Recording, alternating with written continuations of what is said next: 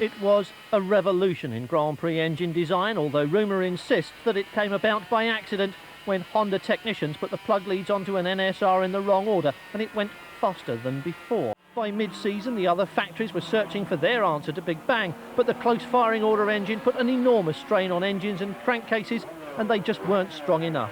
Cagiva were among the first to come up with a workable solution, but it was a panic response to a well-considered plan operated by HRC.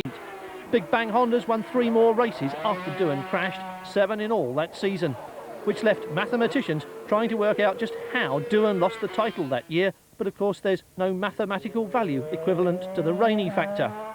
And to begin with, at least to begin with, there seemed no certain answer to the nature of Big Bang. No one was sure what it was, still less what it did. It was something that helped to make the 500s a little bit more rideable for more people. You know, it was a little bit more forgiving out of slow corners, which is where a 500 just has such an abundance of horsepower available. They tended to break the traction away too rapidly. That is, of course, a 500 characteristic, and the high side accident is the classic result of too much gas and not enough grip. Because it allows the tyre a little bit more time to re-grab the road between pulses, it tends to push forward more than just going sideways. You know, with the normal type engine, if it broke away, before it had a chance to even regain any grip, there was another firing pulse, so it continued to go out sideways. Whereas this allows it to grab just a little bit of grip and push it forward a bit.